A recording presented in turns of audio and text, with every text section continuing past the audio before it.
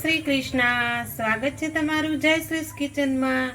તો આજે આપણે બનાવીશું કાઠિયાવાડી સ્ટાઇલમાં સરગવાની કઢી। તો સરગવો મેં અહીંયા કટિંગ કરીને લઈ લીધો છે। આ રીતે બધા જ પીસ કરી લીધા છે। હવે આપણે કઢી બનાવવા માટે અહીંયા મેં ખાટી છાશ લીધી છે। એક બાઉલ ખાટી છાશ લીધી છે અને ચણાનો લોટ લીધો છે। તો પહેલા આપણે સરગવાનો વઘાર કરી લઈશું। તો વઘાર કરવા માટે અહીંયા હું ગેસ ચાલુ કરી દઈશ અને એક પેન મૂકી દીધું છે। હવે તેમાં આપણે 2 મોટી ચમચી જેટલું તેલ એડ કરશું। તેલ ગરમ થઈ જાય એટલે તેમાં આપણે રાઈ જીરું એડ કરવાના છે। તો આપણું તેલ એકદમ સરસ ગરમ થઈ ગયું છે। હવે આપણે તેમાં રાઈ જીરું એડ કરી દઈશું। તો રાઈ જીરું તતડી ગયા છે। હવે તેમાં લીમડાના પાન એડ કરશું। હવે જે આપણે સરગવાની કટિંગ કરી હતી એ આપણે એડ કરી દઈશું। આ કઢી એકદમ સરસ ટેસ્ટી અને સ્વાદિષ્ટ બને છે। તો આ રીતે આપણે સરગવાને પહેલા વઘાર કરી લેવાનો છે। તો તેલમાં થોડી વાર સતળાય ત્યાં સુધી આપણે કઢીનું બેટર તૈયાર કરી લઈશું। તો અહીંયા આપણે છાશ લીધી છે। હવે તેમાં આપણે મોટી 3 ચમચી જેટલું ચણાનો લોટ એડ કરશું। આ સરગવાની કઢી થોડીક ઘાટી હોય છે એટલે ચણાનો લોટ થોડોક આપણે વધારે નાખવાનો છે। તો આ રીતે આપણે ઝેવણીની મદદથી આ રીતે આપણે મિક્સ કરી લઈશું। તો એકદમ સરસ આપણું બેટર તૈયાર થશે અને લમ્સ પણ નહીં રહે। તો આપણું બેટર એકદમ સરસ મિક્સ થઈ ગયું છે। હવે તેમાં આપણે બધા મસાલા એડ કરી દઈશું। તો અડધી ચમચી જેટલો હળદર પાવડર નાખશું, ધાણા જીરું પાવડર, સ્વાદ પ્રમાણે નિમક અને અહીંયા આપણે લસણવાળી મરચું એડ કરવાનું છે એટલે હું તે લસણવાળું મરચું એડ કરું છું। તેનાથી ખૂબ જ સરસ સ્વાદ આવશે। હવે પાછું આપણે ઝેરણીની મદદથી બધું જ મિક્સ કરી લઈશું આ રીતે। તો એકદમ સરસ બધું જ મિક્સ થઈ જાય છે।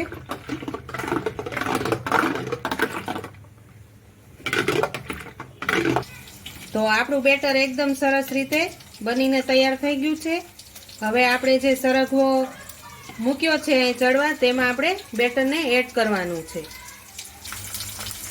તો આપણો સરગવો એકદમ સરસ રીતે ચડી ગયો છે। હવે તેમાં આપણે આ બેટર એડ કરી દઈશું। તમે આ રીતે સરગવાની કઢી બનાવશો ને તો એકદમ સરસ ટેસ્ટી અને સ્વાદિષ્ટ બનશે અને બાજરાના રોટલા સાથે તો બહુ જ ભાવશે। તો આ રીતે આપણે હવે કઢીને 15 થી 20 મિનિટ સુધી ઉકળવા દેવાની છે। પહેલા ધીમે ધીમે આપણે થોડી વાર હલાવતા રહેવાનું છે। આ રીતે આપણે હવે ધીમે ધીમે તેને ઉકળવા દઈશું। તો અહીંયા આપણે એક ઉફણ જેવું આવી ગયું છે। તો આ રીતે આપણે હવે તેમાં આપણે થોડોક ગોળ એડ કરી દઈશું। તો થોડીક મીઠાશ પણ આવી જશે અને ખાવામાં પણ ખૂબ જ સરસ લાગશે। તમે ગોળની જગ્યાએ ખાંડ પણ એડ કરી શકો છો, પણ મેં અહીંયા ગોળનો એડ કર્યો છે એટલે તમારે ટેસ્ટ પ્રમાણે એડ કરવાનો રહેશે। તો આ રીતે હવે આપણે ધીમે ધીમે ચમચો આ રીતે રાખીને 15 થી 20 મિનિટ સુધી ચડવા દેવાની છે।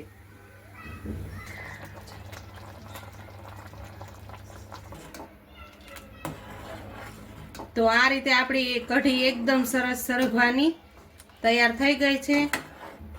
હવે તેને આપણે ઉપરથી આપણે વઘાર કરવાનો છે જેથી એકદમ સરસ સ્વાદ આવી જશે આ રીતે। તો આપણી કઢી એકદમ સરસ રીતે ચડી ગઈ છે। હવે તેનો આપણે ઉપરથી વઘાર કરી લઈશું। તો વઘાર કરવા માટે અહીંયા મેં પેન મૂકી દીધું છે। તેમાં આપણે એક મોટી ચમચી જેટલું તેલ એડ કરશું। તો આપણું તેલ ગરમ થઈ ગયું છે। રાઈ જીરું એડ કરી દઈશું। રાઈ જીરું એડ કર્યા પછી આપણે તેમાં અહીંયા મેં મીઠો લીમડો અને લસણ મરચું કટિંગ કરી લઈ લીધું છે અને લાલ મરચું લીધું છે. ત્યાં બધા જ મસાલા આપણે એડ કરી દઈશું. તો થોડી વાર તેને સતળાવા દઈશું. તો લસણ નાખવાથી ખૂબ જ સરસ સ્વાદ આવે છે અને તેનો ટેસ્ટ પણ સરસ આવે છે.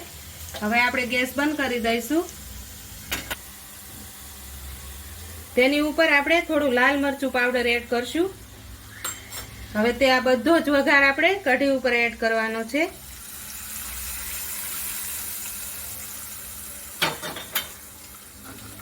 તો આ રીતે ઉપરથી વઘાર કરવાથી આપણી કઢી એકદમ સરસ સ્વાદિષ્ટ અને ટેસ્ટી બને છે.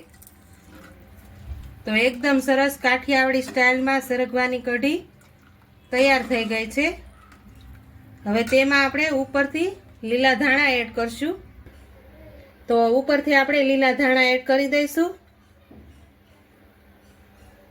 તો જો તમને મારી આ સરગવાની કઢી પસંદ આવી હોય તો લાઈક કરજો, શેર કરજો અને મારી ચેનલને સબસ્ક્રાઈબ કરજો અને કોમેન્ટ કરીને કહેજો કે સરગવાની કઢી તમને કેવી લાગી.